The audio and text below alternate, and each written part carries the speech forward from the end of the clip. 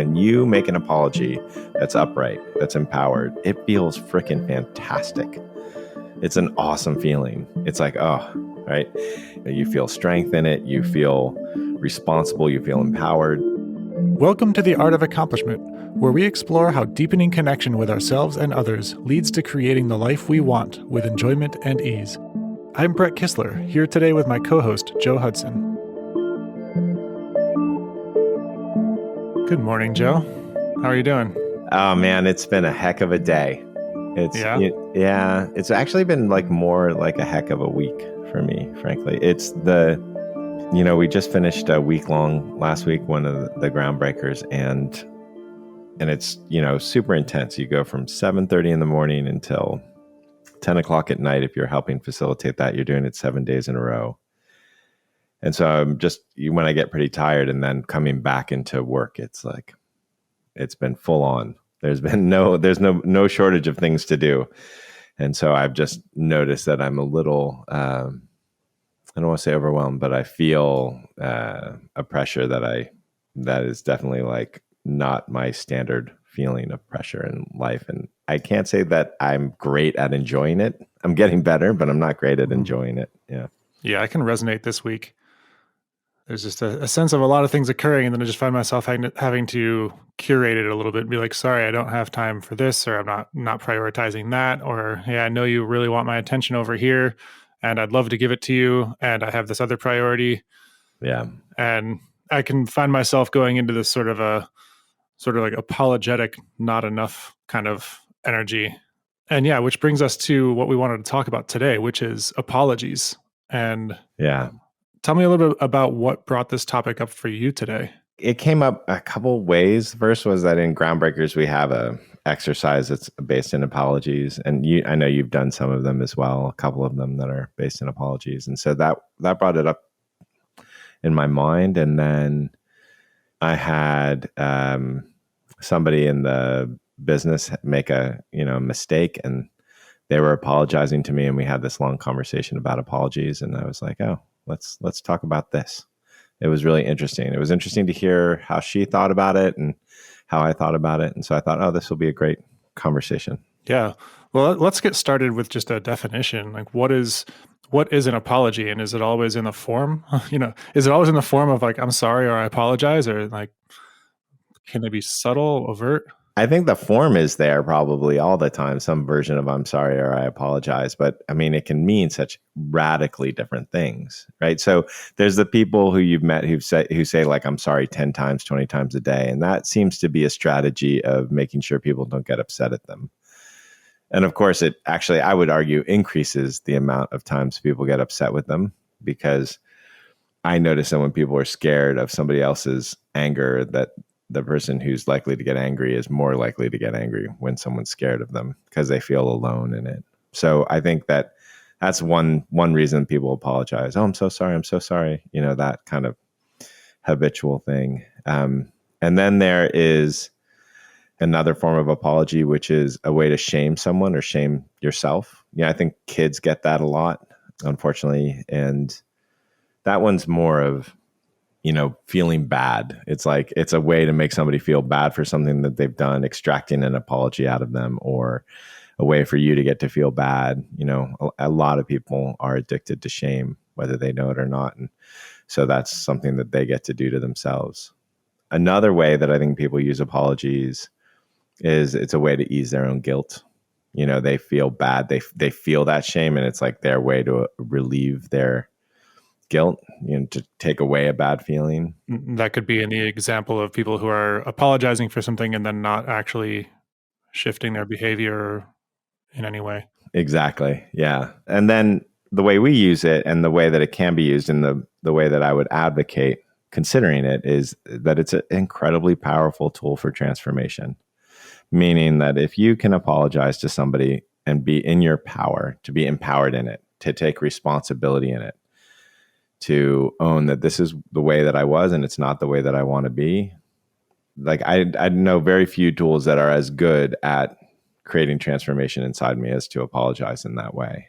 If I apologize with shame, then I'm most likely it's going to reoccur. The thing that I'm doing is going to reoccur. but if I apologize with empowerment and my own responsibility.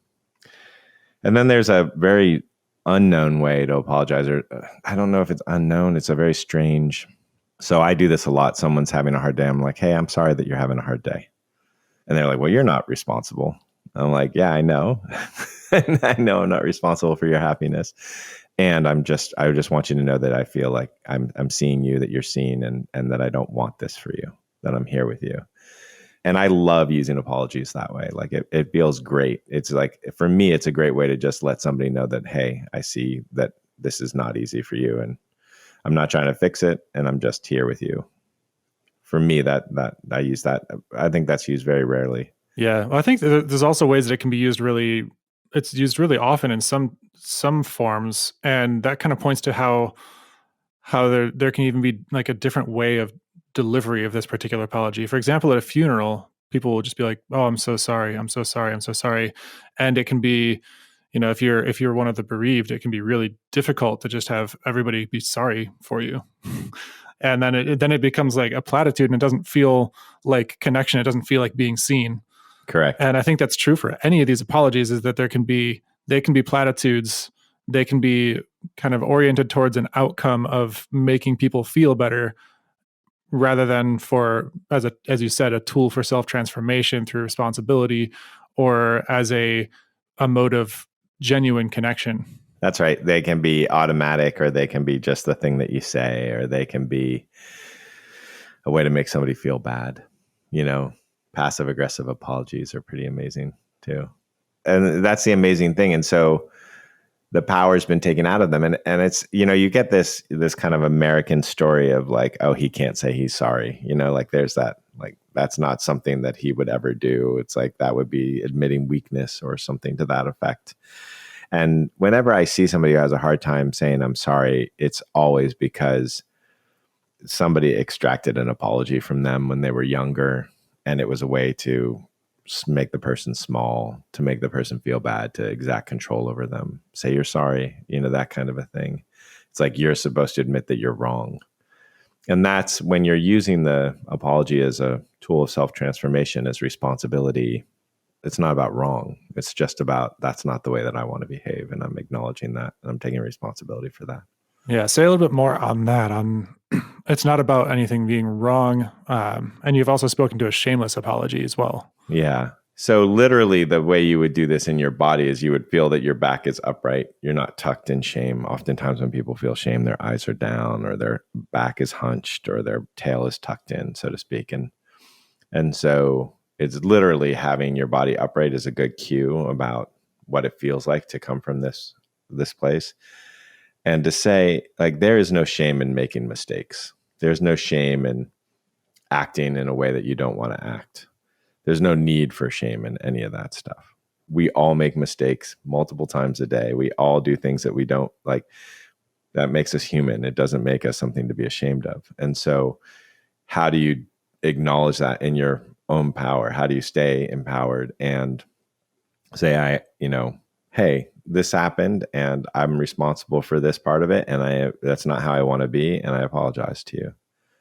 Instead of like, I'm so sorry that I hurt you. Like you can feel the difference in the tone. When a lot of us learned apologies as kids, as you said, they were often extracted, or they were often, taught to us in such a way as to model some form of shame or guilt that we're supposed to feel in certain situations, so that we don't do it, because there's this belief that shame is a tool for justice and transformation, which is quite prevalent. But yeah, then there's also wait. Well, let's just speak to that for a second. Let's speak to that. So here's the thing: is that there's something that anybody who's listening to this podcast has been doing for a decade, maybe less because they're younger, that they haven't wanted to do, right? So there's some bad habit, there's some behavior, there's some way of being that they haven't wanted to do, but they've been doing it for 10 years. And the thing that I can tell you about any one of those is that the person who's doing that behavior has shame around it. So what would make us think that shame stops us from doing something? Mm-hmm. Right? Like, shame is absolutely an emotion that comes up that we don't want to feel. And so we try to avoid it. But at the same time, shame is the thing that locks bad habits in place. And so, we teach shame, we shame our kids. You see it happen all the time. But usually the thing that you shame your kid about is something you're going to shame your kid about for 5 or 10 years, because they're going to keep on repeating that pattern. It just doesn't work. And if you take a real look at it, if you say, oh, here's all the things that I kept on doing, I do feel shame around those things. I tell myself I shouldn't do them. I tell myself I have to change it. I beat myself up for doing it. That's all shame. Or if you look at the things that you have, like a child who keeps on doing something, you're shaming them for the thing that they keep on doing. You can guarantee it, or they just wouldn't keep on reiterating it. So shame just doesn't work. Right. And as you extend that to apologies, it's the apologies that are delivered with shame that tend to be the kinds of apologies that get repeated because the actions get repeated. That's right. That's exactly right. Yeah. That's why I say it needs to be empowered for it to be a real tool of transformation. Right. So going back to how a lot of us were taught apologies, there must be some value in modeling apologies for children to learn. And what's the distinction that you would make between modeling an apology and like guiding a child through the process of apologizing and having that be done without shame? And I guess that also points to how we can be doing it, how we can apologize in a shameless, empowered way. Yeah. So like with our kids, we've never asked them to say, I'm sorry. It's just never happened. And yet, oddly, our children say they're sorry all the time. And they say it in a very empowered way. And I think what happens is that for adults or for kids, when they get to see it, which is pretty rare, or more importantly, when they get to feel it, when you make an apology that's upright, that's empowered, it feels freaking fantastic. It's an awesome feeling. It's like, oh, right. You feel strength in it. You feel responsible. You feel empowered. It's the way that we like feeling. And so when you do that, and you do that a couple of times, you're like, oh yeah, this is great. Why would I not do this? But when you're been told that you have to do apologies in a way that makes you feel small, that makes you feel like you're bad, that makes you feel like there's something wrong with you, then why the heck would you ever want to apologize? Except to get out of trouble, right? Mm-hmm. And then you're teaching your children, or you're teaching yourself, that the way that I can navigate danger in the world is by making myself small and by kowtowing to authority, instead of being in myself and being in my truth. Right, which is a form of self-attack as manipulation. Yeah, or a form, in some people it turns into a form of self-attack to prevent other people from attacking them. A lot of people will attack themselves as a way to make it hurt less or to have less attack on them. It doesn't work, but that's the thought process or the emotional explanation. Yeah, and something interesting about this idea of stopping the hurt is that one way that we've described shame is that it seems to be something that just prevents emotions from being felt. It's like when we have certain feelings that we don't allow, shame is the thing that holds them in place. And then by not letting those emotions move, we don't update our body, and our emotional system doesn't update to the actual reality of the situation, or in this case of what we've done and how we really feel about it deeply. And so then that makes the thing persist. There's something here, there's almost a chicken and an egg kind of thing, where it's like, if you're feeling the shame, it might feel really difficult to make an empowered apology because you're just feeling shame. But then there's also, if you make an empowered apology, the shame in you, this fear of being seen, the moment you apologize without shame, or just apologize owning yourself, owning your part, you release a lot of that shame because you're seen, and then that shame moves. So sometimes making that kind of apology can suddenly just crack open the lid, and a bunch of emotion moves, and it's no longer the emotion of shame and guilt and stuckness and anguish. It becomes just the emotion of grief, of whatever is underneath it that you need to feel to process what actually occurred and move forward from there. Yeah, that's what happens. People, when the apologies are empowered, there might be grief that moves or fear that moves. And it feels like a cleansing. It feels like it's an emptying out of of the holding. And yeah, and if you feel that moment, if you can close your eyes and you can think about a time when you felt shame, where it was just like maybe like where it's just this really powerful moment of shame. I think for a lot of people, it's like a punch in the gut kind of feeling, like oh. And you'll notice what it does is it's like oh, and then it's like stops you. It's a punch in the gut. It's like oh, and you just stop. It actually prevents the emotional fluidity that allows you to change the habits. And so apologizing without shame brings that emotional fluidity back and lets you feel empowered in it. So it's not I'm grieving, it's I'm empowered and I'm grieving. There's something else here as well. One of the things that I think makes it difficult or creates resistance to apologizing is that sometimes we, especially those of us who have this sort of a self-attack pattern, is that we might believe that if we apologize, we're then more likely to buy the other person's story wholesale and abandon ourselves. Yeah, that's right. That again is making yourself small, and that's making yourself ashamed. And it does do that. If you think about it this way, a lot of people use apologies as part of a power struggle. And the person who apologizes is the loser, and the person who's apologized to is the winner. And it's a really weak surrogate for being seen.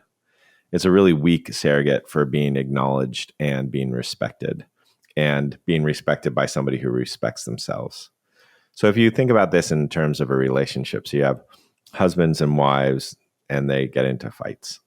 Those fights are all about power struggle. If both people felt like, oh, I'm being seen and I'm being respected and I'm being acknowledged, there's no fight. The fight is when somebody doesn't feel seen, doesn't feel acknowledged, doesn't feel respected. So the apologies is the surrogate for what's really wanted. And it's not a bad surrogate, meaning that it makes you feel good for a little while. It's like a sugar high or something like that. Okay, I feel like I won that, or I'm in control for a moment. But it feels a shit ton better to be with somebody that they respect themselves and they respect you. They see themselves and they see you. And it just feels great. Whereas if somebody's respecting you, but they're cowering, it doesn't feel great. It's not as good of a feeling, but it's better than feeling like a loser. So people go for it. Yeah, that's interesting to bring this notion of power struggles into apologies. And it almost seems like if you bring that into awareness, you can even apologize for the power struggle itself, which is something we've used when we've talked about fear triangle stuff. Like, hey, I'm sorry for playing the victim with you. I'm sorry for playing the role of savior. I'm sorry for projecting onto you that you are this way when in reality I'm actually this way. Yeah, or I've been exhibiting this behavior. There's this way that apologizing can be something that just drops you out of your own role, out of your own, whatever it is that you're stuck in. Yeah. If I'm in a fight with somebody, I will stop and look for any way that I can apologize that's in integrity, that's empowered. I'll be like, okay, I'm in the fight. It means I'm responsible somehow. Okay, what is it that I need to, what is it, not that I need to, that I can apologize for that feels empowered, and I will apologize for it. So if I have that thought, man, immediately I'll do it, and it feels great, and it often just changes the entire conversation. I'm sorry, I don't want to be talking to you in this way. I'm sorry for being in a power struggle with you. That's not how I want to be with you. I'm sorry for raising my voice. That's not how I want to be with you. And I know you deserve better than that. Yeah, and that can be one where there's various levels of self-recognition and shamelessness that you can discover, because you could also be like, oh, okay, what Joe said was, when I'm in a fight with somebody, I'm going to look for an apology. What's an apology I can make? And it's like, oh, you know what? Yeah, I'm really sorry for putting up with all your victim-y crap for all these years. Yeah, or the opposite. I'm really sorry for being such a bad boyfriend. I'm going to try harder. Yeah, that whole thing. Yeah, right. Both of them, don't work. Right. Yeah. So there's like a buying of a story that can happen. It's like if your apology is buying some story, then you can go back to our episode on beliefs when the story falls apart and see what emotion might there really be underneath that. And if the apology brings that emotion, then you might actually be onto something. And there's a quick hack, which is when you apologize, never use the word you. Never make it about them. It's always about you. Yeah. So when we do our exercises, we are always very clear, like the word you is the If you're using that, it's not a real apology. Yeah, and that points to something else where if it's for you and if it's about you, this reminds me of one way to see forgiveness, where people talk about forgiveness being it's not for them. You don't forgive them. It's because you're letting them live rent free in your head or whatever it is. The forgiveness is for you. It's for your own freedom, for your own purification. And I see that also just having a nice mirror here on the apology side. And what is it to just be apologizing for yourself and not to be trying to make anything happen in the other person? I would say that there's a way of apologizing that you're not trying to make yourself or anybody else feel differently, which is one way. And then there's a way of apologizing, which is doing it for yourself, but not for them, not to make them feel differently. And then there's the apology of trying to make them feel differently. And if there's the apology is just in the ownership of like, I want to acknowledge the truth of this situation, it can be really powerful, and it can be really powerful to do it for you. What I've noticed as I've the more and more the apology happens, it's not about me or them. The apology it's about freedom for both of us. It just creates freedom. If you can do it empowered, it just creates far more freedom for everybody. And it's about freedom. It's not personal anymore.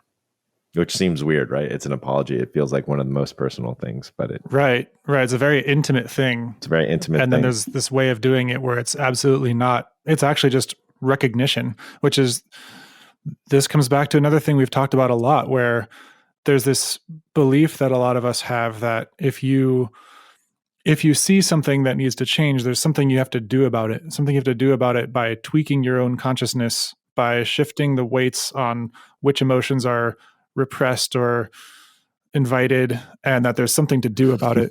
Yeah, right. And really, like the kind of apology that we're talking about here is just something that is shedding light on something, which reminds me of sort of there's this Hawaiian phrase, I'm going to get it totally wrong, but it's ho'opono or something or other like that, which, okay, I'm getting that entirely wrong, but I think it's like, I love you, thank you. Yeah, I'm sorry, please forgive me, thank you, I love you. Yeah, and then there's another deeper version of that, which I don't know.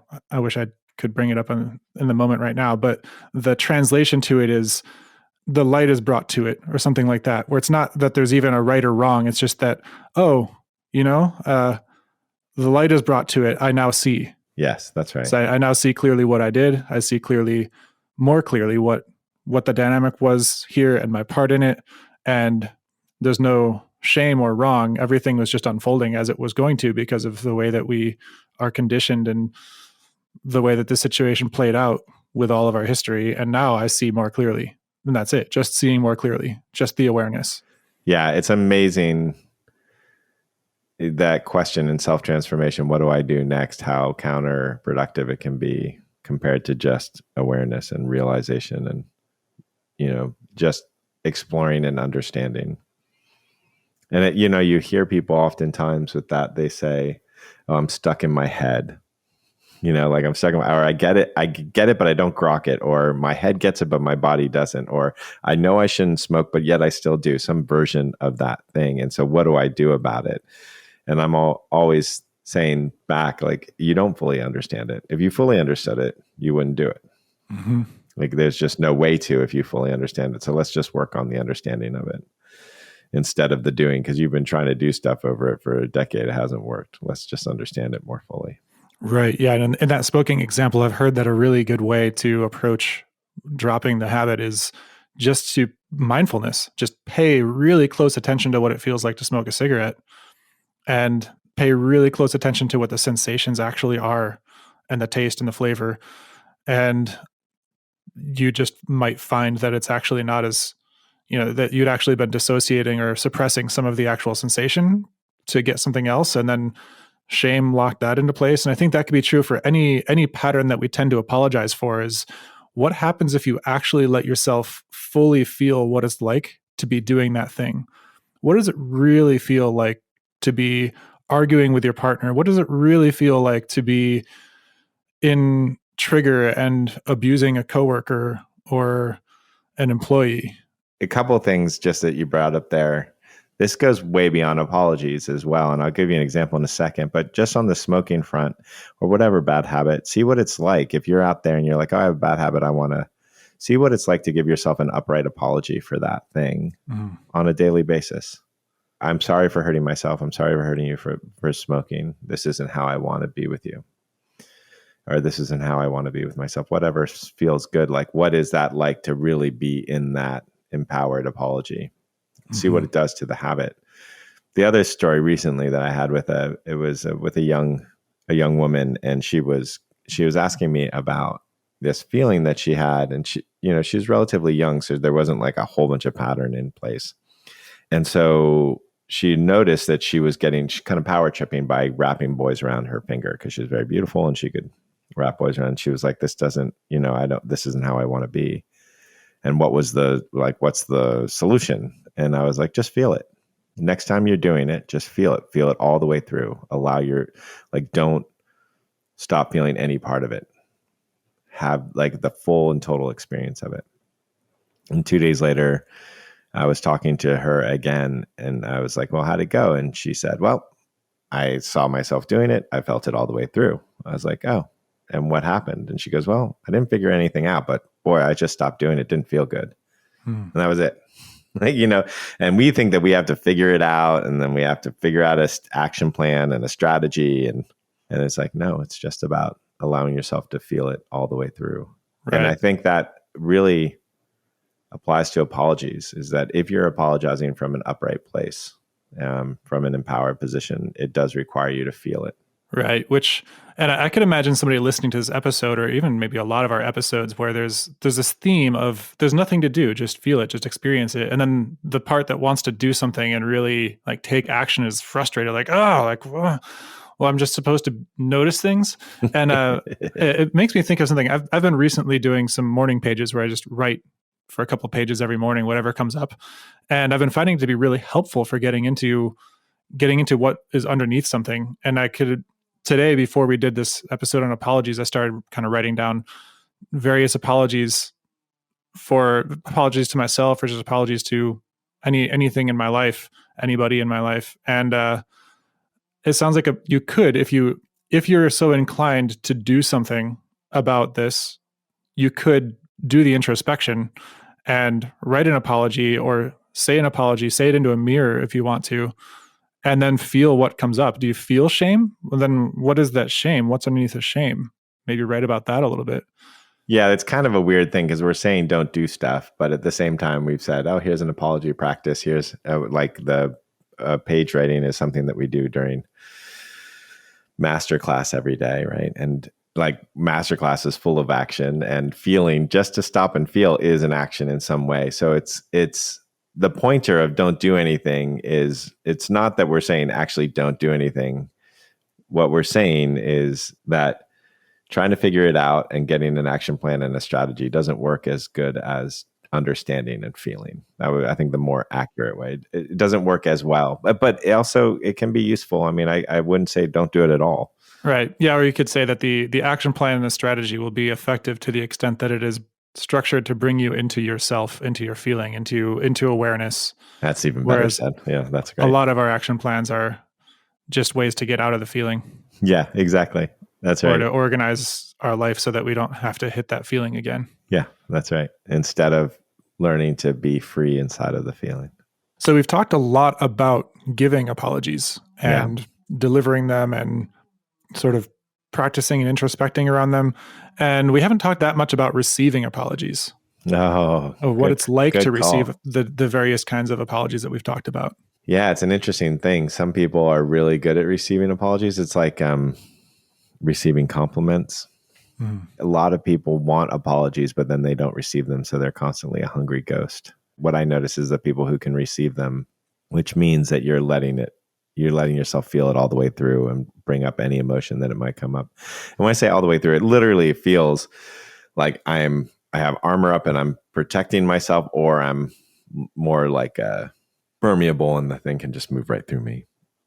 That's the experience that I have, and that when I make that pointer to people, they usually can get it.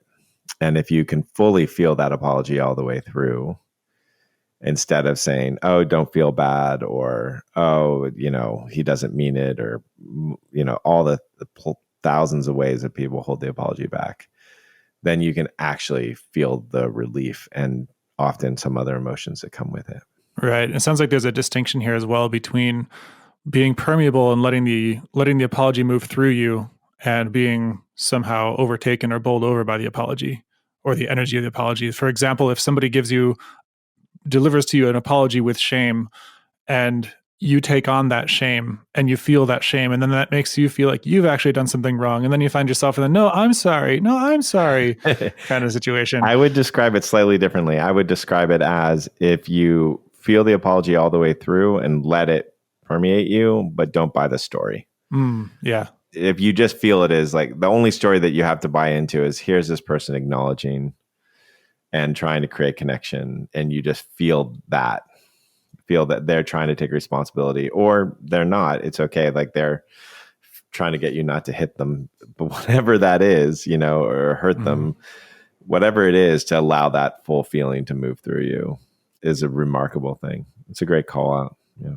I feel like sometimes it's a story that we might identify as a story, and sometimes there's just some emotional response. So if somebody apologizes to us in sort of a passive aggressive way, and they're like, "Yeah, I'm sorry. I let you do that.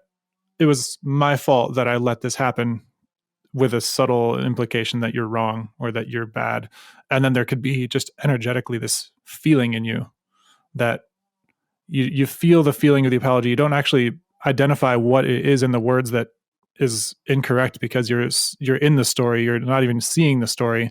Yeah. But you can detect that somewhere in your body you're closing down and you're constricting. And then it's like, what is that constriction? What do I feel like I'm defending right now? Yeah, I think that if you're constricting and defending, then that's when you know that something's not. Meaning that if somebody does a passive aggressive apology to me and they're like, yeah, I'm really sorry that I couldn't read your mind, let's be as an example, then, if I feel that all the way through, if I allow that feeling all the way in my system and I don't take it personally, if I don't buy the story, then I easily can say something like, oh, wow, it feels like you still want me to be upset at something that I've done. What are you feeling that I need to take responsibility for that I'm not taking responsibility for? It's when my constriction comes that I'm just like, okay, yeah, sure. Yeah. Sure. Yeah. Yeah. Thanks for that apology, or whatever response that I would have. Yeah. And I could even see the exact words of the response you had, if there's constriction, can still sound defensive. Totally. Like, yeah, okay, well, tell me what I'm doing wrong then. Yeah. Yeah. Or, yeah, okay, yeah, I see that I'm doing something wrong. What did I do? Like, yeah, it's the tone. It is the shame that you're saying it with, the uprightness that you're saying it with that matters, or the defensiveness. So yeah, I would say, just to sum it up, to receive an apology, the way to do it is the same way that you give an apology, in your empowered state, allowing it to be felt all the way through. Yeah, beautiful. That sounds like an episode. A pleasure to be with you as always, Brett. I look forward to it. We get to talk next week too. Yeah, I'm excited. So I'm really excited as well. Have we done one on shame?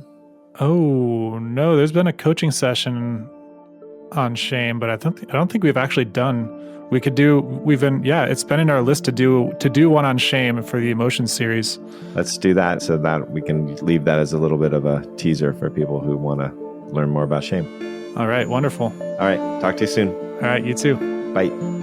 Thanks for listening to The Art of Accomplishment. If you enjoyed what you heard today, please subscribe and rate us on your podcast app. We'd love your feedback, so feel free to send us questions or comments. You can reach out to us, join our newsletter, or check out our courses at artofaccomplishment.com.